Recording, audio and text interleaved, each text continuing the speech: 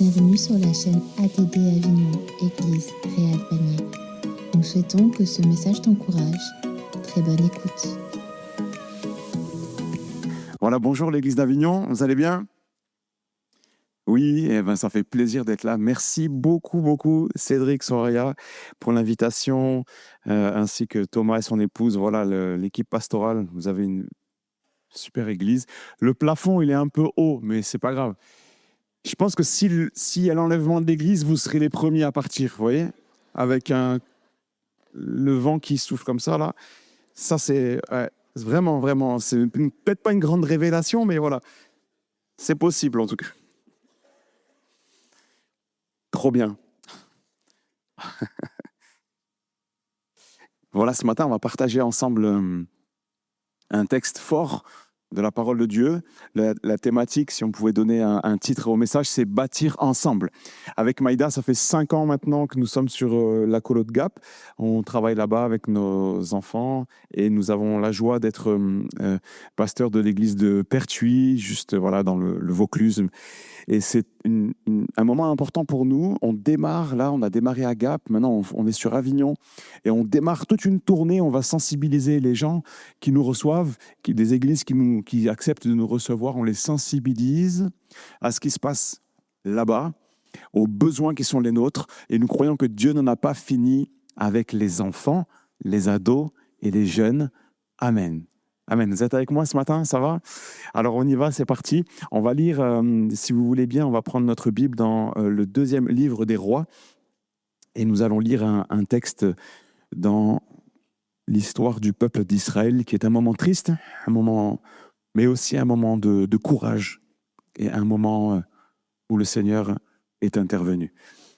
Pendant que je vous laisse chercher, est-ce que vous pouvez lever la main tous ceux qui sont déjà venus à la colo de Gap et qui ont été bénis? Voilà, ceux qui ont été bénis. Eh oui, les amis, merci, vous pouvez baisser la main. C'est trop bien, c'est trop bien.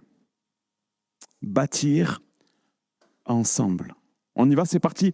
Nous lisons dans le 2e livre des Rois, chapitre 11, il est dit « Athalie, mère d'Akazia, voyant que son fils était mort, se leva. Elle fit périr toute la race royale, c'est-à-dire qu'elle tue ses petits-enfants pour prendre le pouvoir. Mais Josheba, fille du roi Joram, sœur d'Akazia, prit Joas, fils d'Akazia, et l'enleva du milieu des fils du roi quand on les fit mourir. Elle le mit avec sa nourrice dans la chambre d'Élie. Il fut ainsi dérobé au regard d'Athalie et ne fut point mis à mort. Il resta 6 ans caché avec Josheba dans la maison de l'Éternel, et c'était Athalie qui régnait dans le pays. Amen. On va continuer la lecture tout à l'heure. Gardez vos Bibles à la page là, de 2 Rois, chapitre 11. Athalie fait un travail terrible. Elle prend le pouvoir. Elle massacre toute la fratrie qui devait potentiellement prendre la royauté. C'est un moment terrible. C'est un moment terrible. Et la Bible nous donne un petit mot-clé. Il y a un petit mot-clé. Ce mot, c'est « mais ». Est-ce qu'on peut dire ensemble ? « Mais ». Eh oui, quand il y a un « mais », souvent dans la Bible, c'est qu'il va se passer un truc. Il va se passer un truc puissant. Quand Pharaon ordonne le massacre des premiers-nés des Hébreux, il y a 2 femmes, Shifra et Pua, et la Bible nous dit, il y a aussi ce « mais », les enfants devaient être mis à mort, mais elles refusèrent d'obéir. Je trouve ça dans Exode 1, verset 16.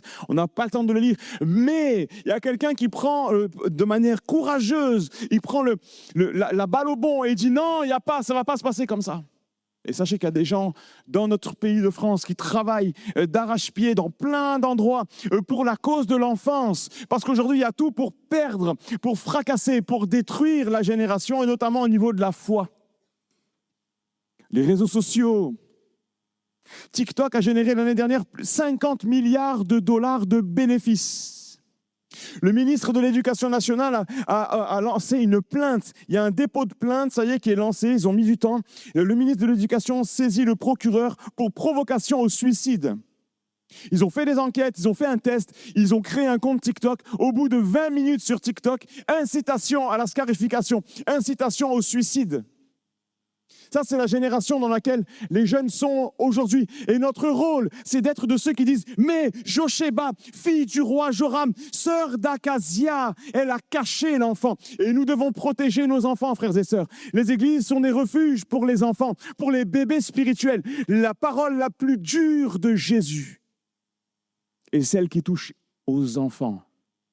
Quand Jésus dira « Celui qui scandalisera un seul de ses petits », ça veut dire celui qui fera tomber un seul de ses petits, il vaut mieux pour lui qu'on lui attache une pierre de meule autour du cou et qu'on le jette au fond de la mer, mes amis. Jésus prend soin des enfants, il a dit « Laissez venir à moi les petits enfants. » Alléluia, amen. Et dans l'église d'Avignon, merci Seigneur pour ceux qui s'occupent des enfants, pour ceux qui s'occupent des ados. C'est ce que Dieu nous a donné de plus précieux, les enfants. Alléluia. Prenons soin de nos enfants, encore plus. Peut-être tu vas me dire, mais moi je ne suis pas impliqué auprès des enfants, ce n'est pas mon boulot, ce n'est pas mon ministère, mais ce n'est pas grave. Nous pouvons tous être une source de bénédiction pour les enfants qui nous entourent. Alléluia. Un petit sourire, une tape sur l'épaule, un petit cookies, un truc. Et tu vas voir le responsable de jeunes, tu lui dis, mon gars, ce soir c'est moi qui paye les pizzas. Quelle bénédiction pour nos ados de se retrouver ensemble. Quelle bénédiction de se retrouver. J'achète une PlayStation pour que les gamins puissent s'éclater en jouant à FIFA et en passant du temps ensemble et en écoutant la parole de Dieu. Gloire à Dieu. Amen. Si tu as une PlayStation en trop, appelle Cédric. Amen. Amen. Bon, je ne sais pas si le timing, je vais réussir à le respecter, Cédric. Je ne sais pas. Il y a une trappe qui s'ouvre et je disparais au bout de 30 minutes, c'est ça? Je vais essayer, les frères et sœurs, je vais essayer, promis.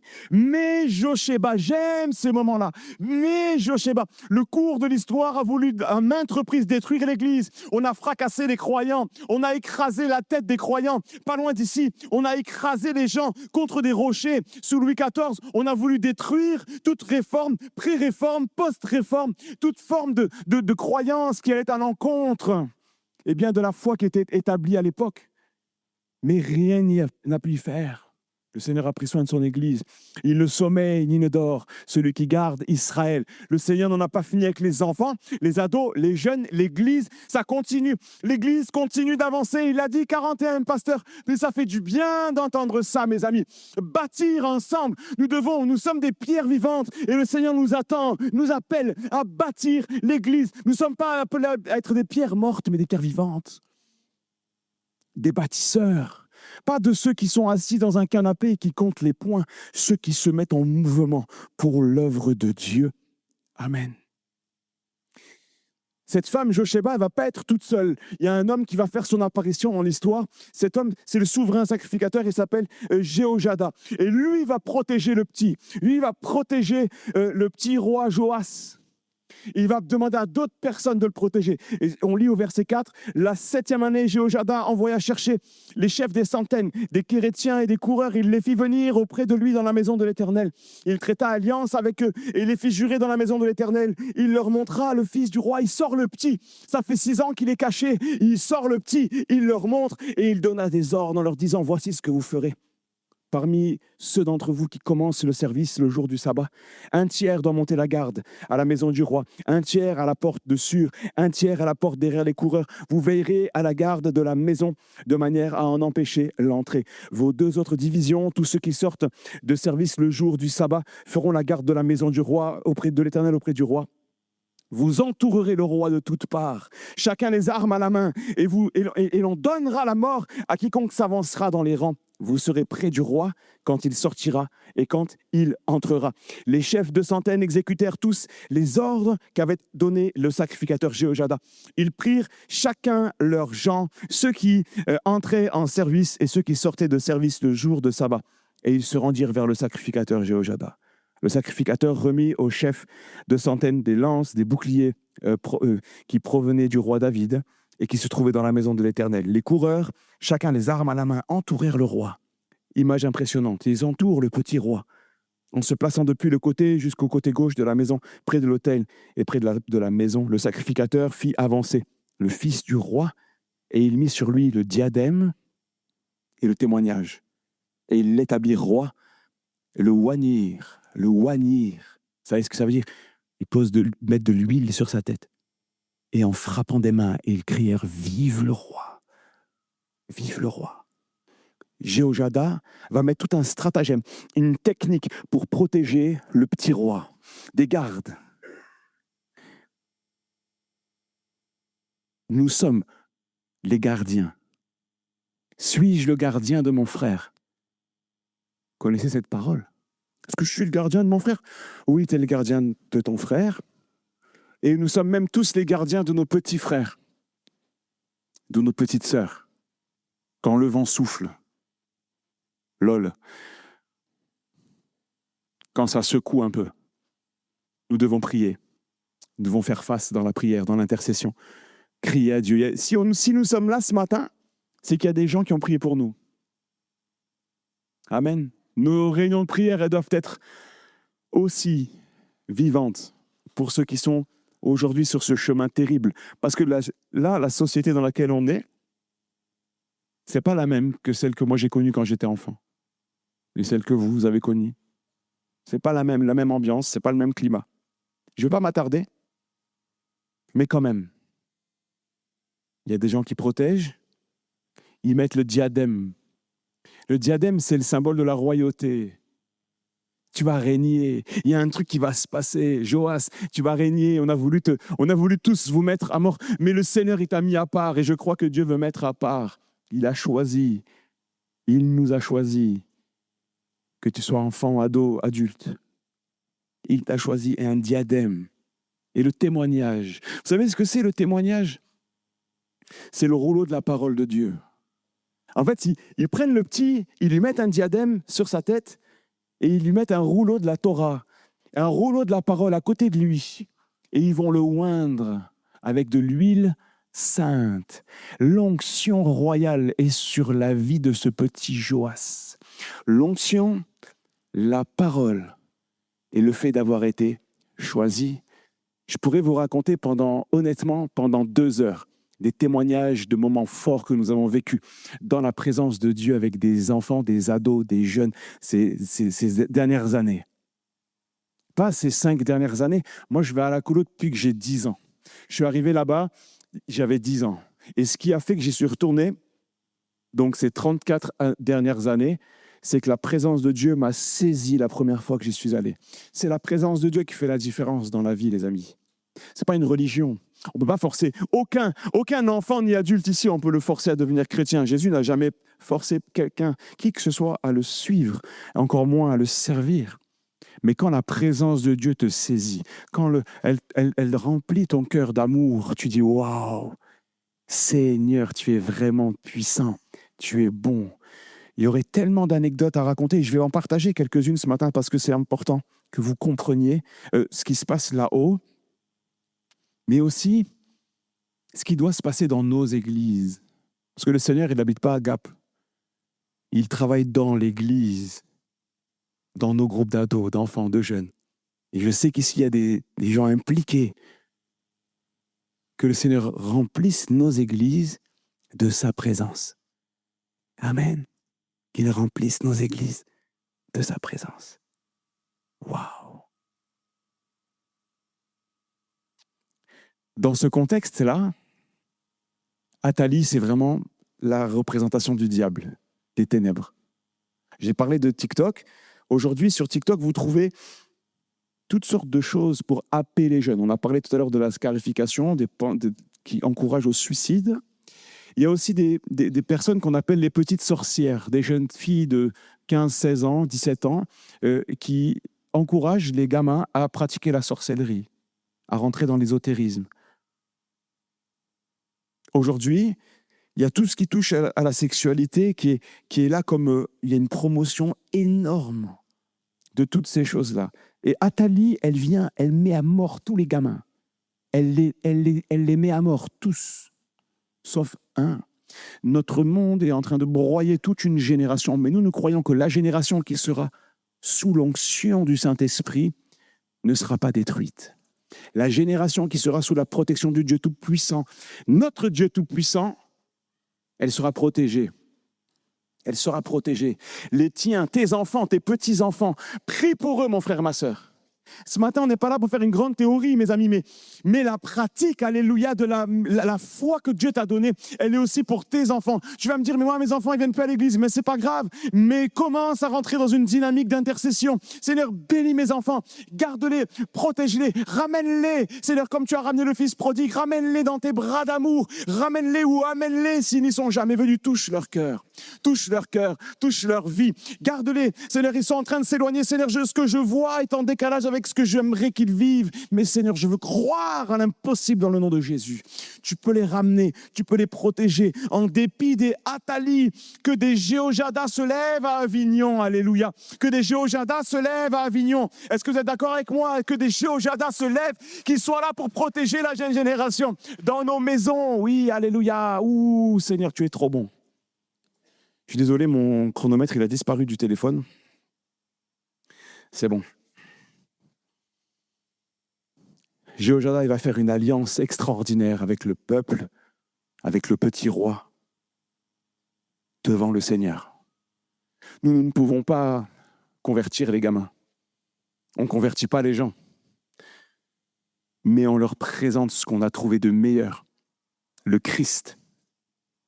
Celui qui a dit « Laissez venir à moi les petits-enfants ». Wow. Et il se passe des choses. Il se passe des choses extraordinaires. Je revois cette adolescente terrible. On est en train de prier. On vit un camp d'ados, c'est glorieux. Il y a 50 ados qui sont là, mais il y en a une, il se passe un truc bizarre. Il y a un mono, il vient me voir. Il me dit « Alain, il y a une mono, il y a une petite là-bas, c'est trop chelou ce qui se passe. » Je dis « Qu'est-ce qu'il y a ?» Il me dit « Je crois que c'est un peu des démons là. » Il me dit « Je crois qu'il y a des démons. » Et la petite, la pauvre, elle était possédée jusqu'à l'os. C'était terrible. Dans la présence de Dieu, alors que les autres adolescents louaient le Seigneur, alors que c'était un moment glorieux, elle tombait par terre, elle hurlait, elle poussait des cris. À des moments, on l'a vu, cette petite marcher comme une araignée au sol. Mes amis, c'était terrible de voir cette scène. Mais quelle grâce! Le moment où la puissance de Dieu est descendue, elle est tombée sur elle, elle a été libérée des puissances des ténèbres. Et quelle grâce quand tu la voyais, elle louait Dieu dans son église et servir Dieu dans son église locale. C'était terminé, la mort avait perdu ses droits. Jésus est venu, il a renversé, il a dit stop, ça suffit, dégagez maintenant au nom du Christ Tout-Puissant. Et c'était fini. Et c'est ça la puissance de Jésus, mes amis. C'est ça la puissance de Jésus. Et il l'a libéré. Le Seigneur a renverser la malédiction qu'il y avait dans ma famille. Un jour, il y a une mamie, elle est venue toquer chez nous. On ne connaissait rien à l'évangile. J'étais enfant, j'avais 8-9 ans. Et notre voisine, qu'on appelle Madame la voisine, je ne sais pas s'il y en a des gens comme Madame la voisine, elle est venue chez nous un jour, elle a toqué. Et elle a toqué chez ma mère. Elle a dit, Mado, si tu veux, on peut prier pour ton mari. Parce que mon père était en dépression et il n'était pas bien, mal de tête terrible tous les jours. Et là, ma mère, elle a commencé à fréquenter l'église.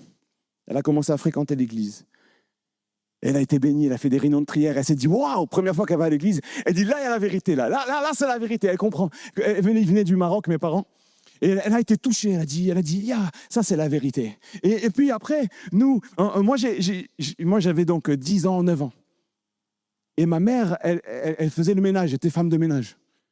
Chez une dame très très gentille, une dame âgée, qui avait mené brillante vie, elle a connu le général de Gaulle et tout. C'était vraiment quelqu'un qui a caché des juifs chez elle pour les garder pendant la Seconde Guerre mondiale. Une dame super, remplie d'amour, une petite mamie que j'ai vue vraiment jusqu'à ces derniers jours, remplie d'amour. Et cette dame me dit, qu'est-ce qu'il fait Alain pendant les vacances? Et ma mère a dit, mais moi j'aimerais bien l'envoyer en colo, mais j'ai pas les moyens, mais il y a une colo, j'aimerais bien l'envoyer. Et la mamie a dit, moi je lui paye sa colo à lui. Et je me retrouve en colo, j'ai 10 ans. Je sors du CM2, j'arrive là-bas et je vois plein de gamins, on court partout, on s'amuse avec des épées, on joue et tout. Et là, il y a un moment, on dit, on va faire un temps spi. Et là, je me dis, c'est quoi un temps spi? Je me suis dit, purée, ça doit être un sacré truc, ça, un temps spi et tout. Et là, je suis dans une grange, c'était vraiment dans une grange chelou, un truc délabré. Et là, je sens un truc énorme qui tombe sur moi. Je sens l'amour de Dieu qui me remplit. Je me mets à pleurer. Je suis tout petit, je me mets à pleurer. Je pleure tellement que je m'endors en pleurant. Et le lendemain, quand je me suis réveillé d'avoir pleuré comme ça, là, il s'était passé un truc de fou. Dans ma tête d'enfant de 10 ans, je savais que Dieu existait vraiment. Il me l'avait montré. C'était dans mes tripes. C'était comme si j'avais fait une école biblique pendant pendant 8 ans, vous voyez. Je me lève, pourtant j'avais juste passé une nuit bercé par la présence de Dieu. Je me réveille le matin, je sais que Dieu existe et qu'il m'aime. J'ai senti son amour et ça ne m'a pas quitté, mes amis. Et ça a bouleversé ma petite vie d'enfant et j'ai pu bâtir ma vie d'adolescent. Et je revenais tous les ans comme un mendiant. Je mangeais toutes les miettes qui tombaient de la table. J'allais à tous les appels. Tous les étés, j'allais à tous les appels. J'étais le boss de tous les appels. Mais les amis, les copains, ils se fichaient de moi. Ils disaient, mais qu'est-ce que tu fais, toi? Tous les jours, je te vois. Je dis, tais-toi, laisse-moi tranquille. Ça me fait du bien. Tu sais pas, toi, ce qui se passe. Ça me bénit. Je suis fort. Alléluia. J'ai commencé 12, 13, 14, 15, 16 ans. Et j'ai décidé de me lancer dans les eaux du baptême. Et ça a été une gloire parce qu'il y a eu des gens et qui ont dit, mais Josheba a dit non, on va cacher le petit. Il y avait des monos là-bas qui prenaient soin de nous. Il y avait Gabi Lacaze, Thierry Fernandez, il y avait des hommes de Dieu extraordinaires. Et il y avait l'Esprit de Dieu qui soufflait, alléluia. Et on a saisi la puissance comme des morts de faim. Et on est sortis libres, on a grandi. Et nous-mêmes, on s'est mis à servir Dieu, à devenir des monos. Je suis devenu jardinier l'été aussi. On a fait tout ce qu'on a pu, mes amis. Et aujourd'hui, ça continue. Ça continue à souffler. Ça souffle fort. C'est trop marrant parce que ça ne dépend pas des hommes. Ça ne dépend pas des prédicateurs. On a lancé un camp de jeunes il y a 12 ans maintenant. Et on s'est dit, purée, c'est fou, quel que soit le prédicateur, l'Esprit de Dieu descend. La puissance de Dieu est à l'œuvre. Ça ne dépend pas des hommes. Nous ne sommes rien. Nous sommes petits. Nous sommes des misérables. Mais lorsqu'on se réunit, là où 2 ou 3 sont réunis en mon nom, je suis au milieu d'eux. L'Esprit de Dieu est à l'œuvre. Alléluia. Oh, gloire à Dieu. Mais c'est énorme. C'est énorme. Il y en a ici, ils ont fait les camps d'ados dernièrement. Et on sait, c'est nécessaire ces moments-là. Je peux raconter encore des témoignages? Bon, eh oui, mais ça va me cramer le temps de prédication. Merci frère, il a dit j'avais le temps.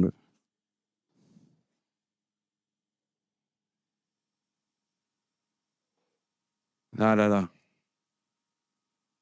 Allez, je vais un peu plus loin dans le texte. L'alliance. Joas va grandir, il va commencer à régner, et la Bible dit qu'il va faire ce qui était droit. Ça veut dire qu'il va bien gérer. Tant que Jéhojada était là, il va très, très, très bien gérer. Puis il va se passer quelque chose, c'est qu'ils vont vouloir rénover le temple. Jéhojada, il va parler avec Joas, il va lui expliquer, mon ami, maintenant il faut faire un truc, il faut que le temple il soit rétabli, il faut nettoyer, purifier, etc. Parce qu'il y avait eu malheureusement beaucoup d'idolâtrie. Et donc on lit comme ça, on est dans 2 Rois chapitre 12, et il est dit la 7e année de Jéhu, Joas devint roi, et il régna 40 ans à Jérusalem. Sa mère s'appelait Tsiba.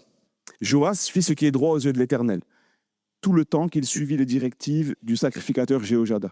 Seulement les hauts lieux ne disparurent point. Le peuple offrit encore des sacrifices et des parfums sur les hauts lieux.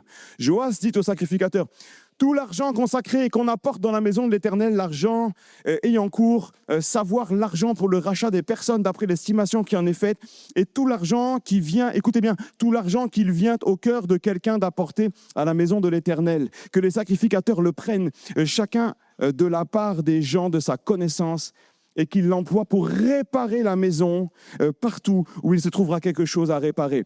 Mais il arriva que la 23e année, les sacrificateurs n'avaient point réparé ce qui était à réparer. Et alors, il est dit au verset 9, le sacrificateur Jéhojada prit un coffre, perça un trou dans son couvercle et le plaça à côté de l'autel, à droite, sur le passage par lequel on entrait dans la maison de l'Éternel. Les sacrificateurs qui entraient avaient la garde du seuil et ils mettaient tout l'argent qu'on apportait dans la maison de l'Éternel. Amen. Amen. Il se passe quelque chose de fort ici, c'est qu'il y a l'argent, il y a les gens, mais les gens attendent. Au bout de 23 ans, il n'y a toujours rien eu. Il y a un problème. On doit réparer le temple. Tout le monde dit oui, c'est bon, on y va, frère, ça va être fait, on s'en occupe, je m'en occupe, t'inquiète pas. Et là, 1 an, 2 ans, 3 ans, et rien ne se passe. Mes amis, c'est facile d'attendre. Ça va vite de se faire voler des années.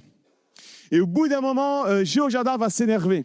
Il va prendre un coffre, il va faire un gros coffre en bois, là, il va faire un trou dedans, il va le mettre devant l'autel. Tout le monde devait passer devant. Et il va dire maintenant, on va prendre pour l'œuvre de Dieu et on va tout réparer tout de suite là maintenant et on réouvre. Et ils vont rentrer dans le temple des Baals et ils vont tout casser, mes amis. Ça, c'est la finalité du combat spirituel. Ils vont tout casser. Les idoles, ils vont tout broyer, tout éclater. Excusez-moi, ils vont expurger de tout ce qui est mal. Le temple, la présence de Dieu devient à nouveau accessible, etc., etc. Mais il y a eu un prix. Mes amis, lorsque nous sommes arrivés au centre de vacances des Alpes avec ma femme, on a été vraiment très tristes. Et moi, j'étais fâché. J'ai eu vraiment comme une sainte colère, vous voyez, toute proportion gardée avec Jésus. Parce que j'allais à la colo. J'habitais là-bas, je savais ce qui s'y passait, mais je voyais la figure des bâtiments. Et j'allais dans des églises, comme la vôtre, comme celle de Pertuis, et d'autres églises encore plus neuves, fashion, magnifiques. Et j'avais honte de me dire, mais comment on peut laisser la colo, endroit où la gloire de Dieu se manifeste, être, excusez-moi, ça ressemblait un bâtiment des années 70, mais d'un pays de l'ex-URSS. Et je vous promets que c'est vrai. Alors on s'est mis en mouvement avec Maïda et avec mes enfants. On a tout quitté sur Antibes, on est parti là-bas. On est arrivé, il n'y avait rien. Vous voyez rien? Ben rien. Et le Seigneur, il nous a envoyé des gens, des héros. On est tombé sur des courageux, des gens de tous âges, des soixantenaires, des 70 ans et plus, et puis des jeunes. Et là, il y a eu une osmose qui s'est créée et on a commencé à faire des travaux. Ça fait 5 ans qu'on bosse, 5 ans et 9 mois exactement. On a désamianté environ 700 mètres carrés de toiture. On a réhabilité un bâtiment, on a repeint plein de chambres. On a démoli un bâtiment qui menaçait de s'effondrer. Ça, c'est du concret, vous voyez. Il y a un gars, il m'a dit, Alain, je connais quelqu'un, il est désamianteur, ça t'intéresse? Je dis oui. Il me dit, t'es pressé? Je dis, bien sûr que je suis pressé. Il est venu, on a désamianté. Il me dit, Alain, est-ce que tu es pressé pour la démolition? Je dis, oui, on est pressé. Il m'a dit, j'arrive. Il est venu. Il a pris une pelle de 23 tonnes ou je ne sais plus combien, il a tout éclaté. Et l'œuvre de Dieu a commencé comme ça. Il y a un footballeur chrétien, il est venu, non, il n'est pas venu, à distance, sans qu'on ne l'ait jamais rencontré. Il a lâché 42 000 euros. Ça nous a encouragés, oui. Ça nous a encouragés. Là, on a un projet, il fait 4 800 000 euros. Vous allez me dire, Alain, vous n'êtes pas un peu fou? Mais mes amis, la Bible, elle me dit quoi? Elle ne me dit pas, si tu as, tu verras la gloire de Dieu. Mais elle me dit, si tu crois, tu verras la gloire de Dieu. Et c'est pas pareil. C'est pas, si tu vois, tu verras la gloire de Dieu. Si tu crois, et moi je crois que Dieu n'en a pas fini avec l'enfance, je crois que des Jéhojada doivent se lever en France.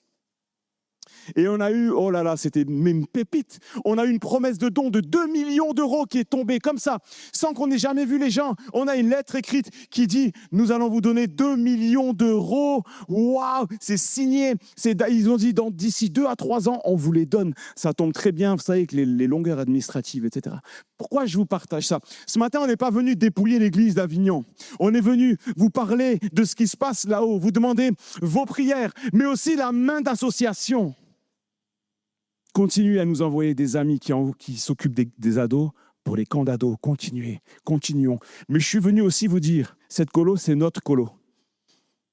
C'est notre colo. Et on a besoin de vous pour relever ce défi.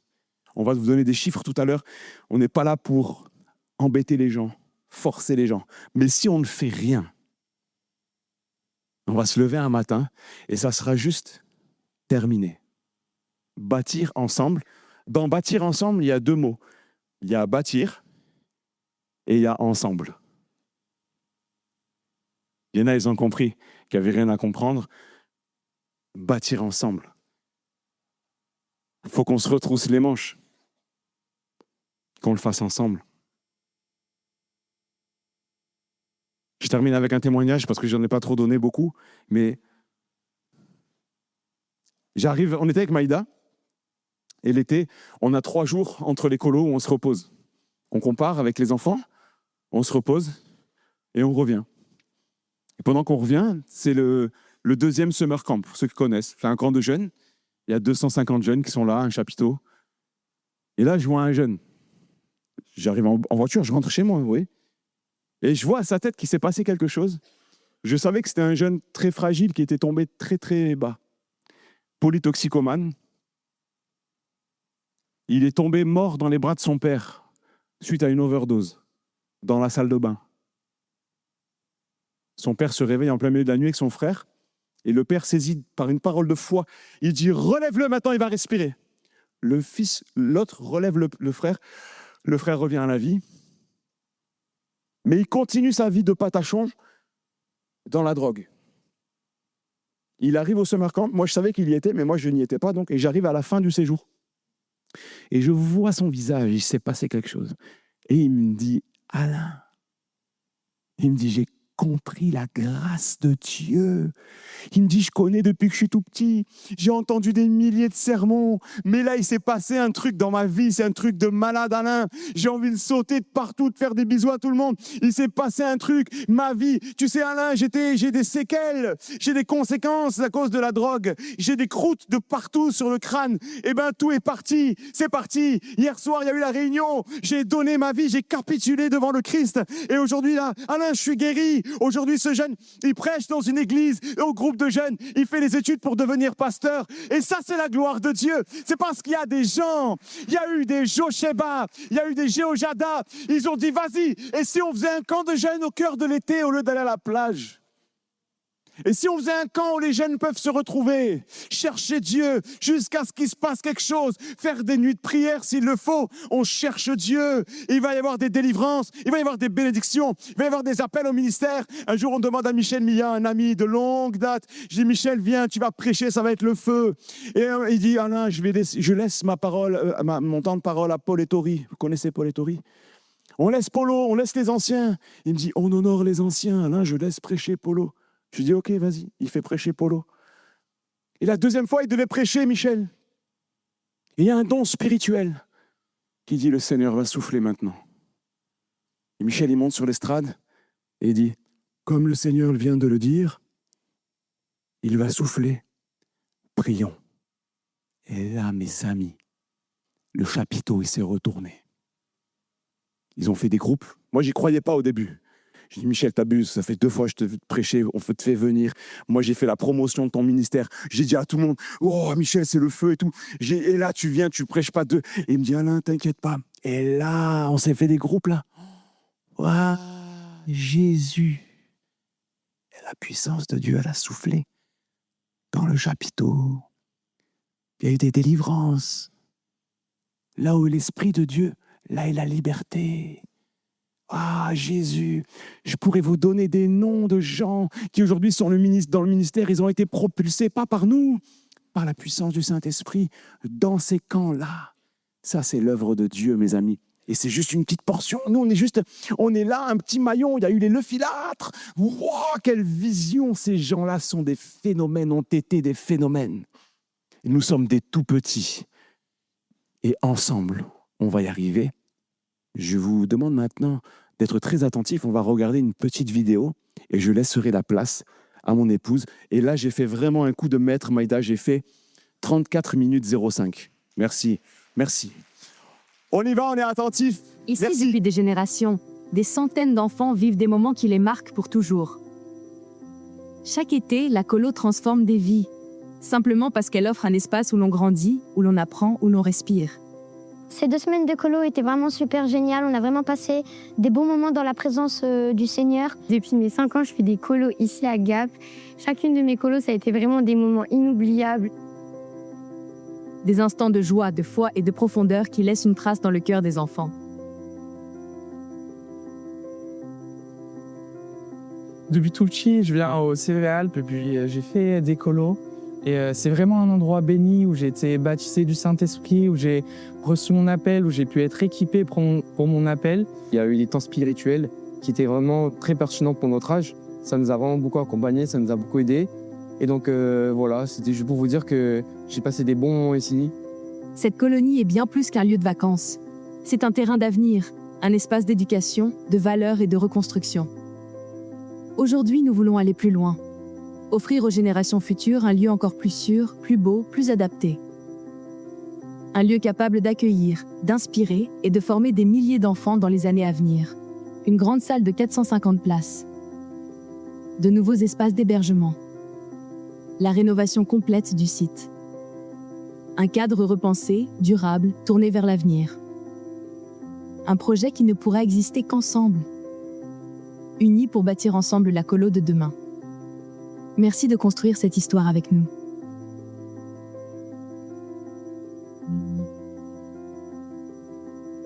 Yes, bonjour à tous et à toutes. On est vraiment très heureux d'être parmi vous ce matin. Merci pour votre accueil. Merci Soraya, Cédric et toute l'équipe. Merci aussi Anne et Benjamin qui nous ont reçus.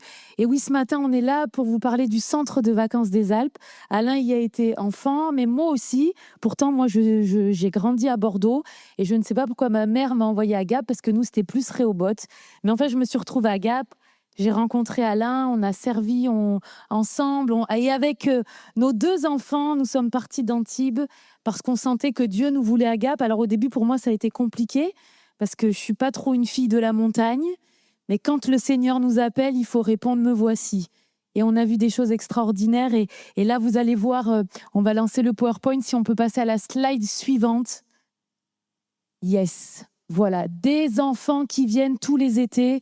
L'été dernier, on a accueilli 400 enfants. Cette année aussi, on attend à peu près 422 enfants.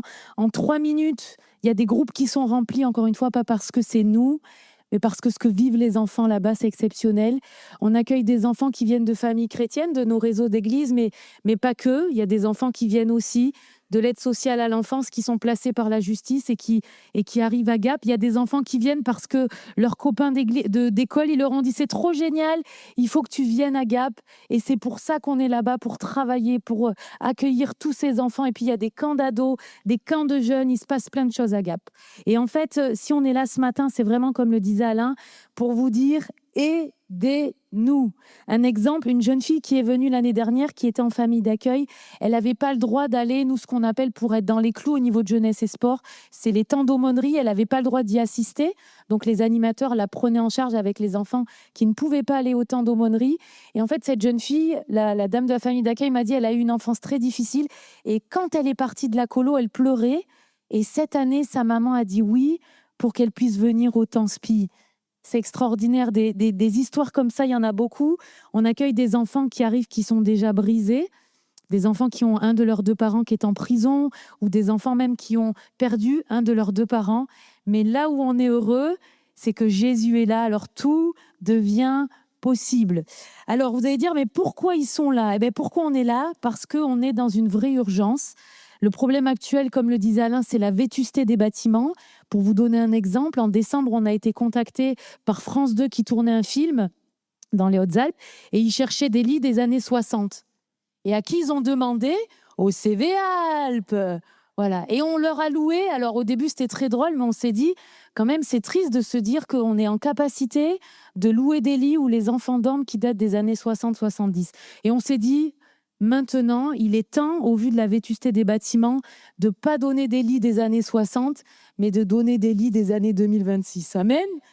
Amen. Alors, on est dans une vraie vétusté pour ceux qui connaissent les bâtiments. Là, à la fin de l'année, on va passer la commission de sécurité sans problème, parce que comme le disait Alain, depuis 5 ans, on fait des travaux, on repeint, on essaye, on a mis aux normes ce qu'il fallait mettre aux normes. Mais là, ça ne suffit plus. On est obligé de partir dans une rénovation vraiment en profondeur, parce que dans 3 ans, est-ce que l'on pourra encore passer la commission de sécurité ? Ce n'est pas sûr. On est aussi dans une vraie urgence. On refuse à peu près une centaine d'enfants chaque année et on se dit, Seigneur, donne-nous, on a le lieu, on a la structure, donne-nous de l'hébergement supplémentaire. Alors, ce qu'on a mis en place, ça fait à peu près 5 ans qu'on est là-bas, qu'on travaille avec des équipes. Nous, on n'est pas du tout du milieu du bâtiment. Moi, avant de venir à Gap, j'étais formatrice pour adultes en reconversion professionnelle. Gérer une structure, c'était pas du tout dans mes compétences. Mais encore une fois, quand le Seigneur nous appelle, il nous donne les compétences. Donc, je me suis formée. Puis, il y a des gens extraordinaires qui sont venus travailler avec nous. Et nous, on s'est dit, mais qui on va contacter ? On n'a pas de coordonnées d'architecte. On ne sait pas. Et là, il y a un maître d'œuvre qui est venu nous accompagner et qui nous a aidés à poser les besoins actuels de la structure et de les poser en plan pour que le projet devienne réalité. Donc, dans les travaux qui sont prévus, ça c'est le bâtiment principal pour ceux qui connaissent, et pour pouvoir augmenter la capacité d'accueil, on crée un nouvel espace de couchage et on adapte un réfectoire. Là, vous voyez, c'est la grande salle qui a été repeinte il y a à peu près 3 ans. Donc, cette grande salle, elle devient un lieu de stockage et on crée une nouvelle grande salle qui va pouvoir contenir 450 places. Pourquoi ? Parce que l'été, on est obligé actuellement de louer un chapiteau pour les jeunes. Donc, on s'est dit autant partir sur la création d'une nouvelle grande salle. Est-ce qu'on peut passer à la suite ? Et puis, il y a un bâtiment, le bâtiment des Mélèzes, pour ceux qui le connaissent, c'est là où dorment les 6-9 ans. Et ce bâtiment, il a vraiment besoin d'une rénovation en profondeur. Donc là, l'idée, c'est de refaire toutes les chambres et de mettre des sanitaires dans les chambres. Et c'est une rénovation intégrale du bâtiment des Mélèzes. On continue. En même temps, je suis mon plan. Alors, ce qui est intéressant, c'est que grâce à l'activité économique du centre et à tous les dons qui sont faits depuis 2 ou 3 ans, on a pu déjà financer les premières dépenses pré-travaux. On a pu financer un géomètre, 12 541 €. Architecte, alors là, sur mon papier, il y a marqué 36 000 €, mais on en a eu pour 42 000 €. Il y a des bureaux d'études, il a fallu consulter des bureaux de contrôle, des flux thermiques, enfin, il y a tout ça qui a été mis en place pour 10 000 €. J'avance, il a fallu aussi qu'on soit accompagné dans tout ce qui est communication, création d'un logo, marketing, et on arrive à une somme de 71 098 €. Et tout ça, on n'a pas eu besoin de faire de prêt, on a pu l'autofinancer par les dons et par l'activité économique du centre, parce que la complexité, c'est qu'il faut qu'on continue, même si on se lance dans des travaux, il faut qu'on continue l'activité économique, et c'est ce qui est réfléchi, pensé, accompagné, en tout cas jusqu'à aujourd'hui. Donc Alain le disait, le budget prévisionnel des travaux s'élève à TTC 4 976 400 €. Ce qui est rassurant, c'est qu'on est accompagné. C'est un projet, on peut passer à la slide suivante, c'est un projet qui va se faire par étapes. Le projet va se faire en fonction de nos capacités et des revenus du centre de vacances. Donc, un projet qui est découpé en 3 phases, et on va commencer avec une première phase qui nous permet d'agrandir l'hébergement, donc d'accueillir plus de personnes sur le site, et du coup de permettre au modèle économique de continuer la 2e et la 3e phase de travaux. Donc le permis de construire a été déposé, on attend maintenant de pouvoir l'afficher. La première phase de travaux, c'est le réfectoire et l'hébergement au niveau du bâtiment principal. La 2e phase de travaux, ce sera la construction de la nouvelle grande salle. Et la 3e phase de travaux, il faut réaménager, et c'est vrai que c'est un budget assez conséquent, tous les extérieurs, parce qu'aujourd'hui, quand il pleut, il y a des problèmes d'écoulement des eaux. Donc, il y a vraiment de gros travaux à faire au niveau des aménagements extérieurs. Le début des travaux est prévu pour le réfectoire et la partie hébergement, fin 2026, début 2027. Et maintenant, en 5 minutes, est-ce que vous croyez qu'en 5 minutes, Alain peut nous faire une présentation du plan de financement ? Amen ? Bon. Oui, mais toi, tu as parlé longtemps aussi. Hein. Oui. Écoutez, voilà, vous avez vu des chiffres, c'est des gros chiffres. Nous, ça nous dépasse, on n'est pas des businessmen. Mais la vérité, c'est qu'on a fait quelque chose de très simple et de très sobre. On s'est dit, quelle est la somme qui impacterait le moins un budget familial ? On s'est dit, si on va voir les gens en disant, donnez-nous chacun 1 000 €, c'est même pas la peine. Vous voyez, c'est pas sérieux. C'est pas sérieux. Par contre, on s'est dit, si tous les mois, il y a des gens qui soutiennent à hauteur de 20 € par mois pendant 1 an, juste ça. S'il y a des gens qui nous soutiennent à hauteur de 20 € par mois pendant 1 an, on a gagné. Pourquoi ? Parce qu'on va faire le tour des églises. On part même le bébé qui est partant avec nous là. On a ambitionné, si dans toutes les églises où on va, il y a 20 personnes, écoutez bien le montage financier. Nous, on est transparent, moi je suis bénévole, mon église de Pertuis me met à disposition pour faire ça avec mon épouse. Et je suis trop heureux de ça. Donc si on fait 25 églises dans l'année, nous ou d'autres, en faisant des dimanches ou des mardis. Et qu'on a 25 églises où il y a 20 personnes qui donnent 20 € par mois, on paye notre crédit, on est tranquille. Parce qu'on va faire un crédit auprès de la banque d'1,5 million à peu près. On a 2 millions qui sont rentrés. Donc, le reste, il va falloir aller le chercher dans des dons ponctuels. Et on va faire une campagne de levée de fonds sur les réseaux sociaux, il n'y a pas de problème. Mais pour payer le crédit, je pense que c'est un modèle sage. On va s'appuyer sur l'aide des églises. Pourquoi ? Parce que cette colo, elle est à nous. Quand on dit que c'est à nous, on porte tous un petit peu de la responsabilité de l'entretien et du développement de ce projet. Et les premiers bénéficiaires, c'est l'Église. Donc, vous avez retenu, on peut faire des dons. On peut donner 5 €. Chaque euro compte. On peut donner 5 € une fois et c'est fini. Et nous, on sera reconnaissants. Mais le format optimal, c'est 20 € par mois pendant 1 an. Vous avez tous les détails là-bas. On a une plaquette de présentation qui résume tout ça. En tous les cas, que vous donniez ou que vous ne donniez pas, priez pour nous. Il y a un vrai enjeu spirituel, vous l'avez compris. Priez pour nous. Et on a besoin d'aide dans tout plein de domaines. Si vous êtes du bâtiment, si vous êtes de plein de domaines, venez nous voir. Il y a besoin, c'est simple, de tout. Voilà, on a besoin de tout. Et merci vraiment à l'Église d'Avignon. Vous savez, c'est pas tout le monde qui nous reçoit. Ouais, qu'est-ce qu'ils veulent ? Pourquoi ? Qu'est-ce que c'est que ça ? La colo de quoi ? Donc, merci. C'est énorme. On est touché par votre bienveillance. Ça fait trop plaisir d'être là. D'ailleurs, j'ai envie de garder le micro. Non, je plaisante. Je le rends. Cédric, 1000 merci. Maïda, tu voulais finir parce que toi, tu as beaucoup parlé aussi. Il n'y a pas que moi. Voilà, juste pour vous dire que à la fin de la réunion, vous trouverez sur le stand, comme le disait Alain, tu vois, je fais des petits rappels en plus, comme le disait Alain, vous trouverez une plaquette et vous trouverez aussi la possibilité de vous engager. Sachez que les dons sont déductibles à hauteur de 66% de vos impôts. Et nous, ce que l'on veut, si on peut afficher la dernière slide, avec toutes les équipes qui travaillent avec nous, c'est le meilleur pour les enfants. On veut plus de lits des années 60, ça vous l'avez compris. On veut des bâtiments, bien sûr, dans ce qu'on est en capacité de financer. On veut pas des choses qui soient extravagantes, mais on veut une colo qui est en capacité d'accueillir dignement les enfants, les jeunes et les ados.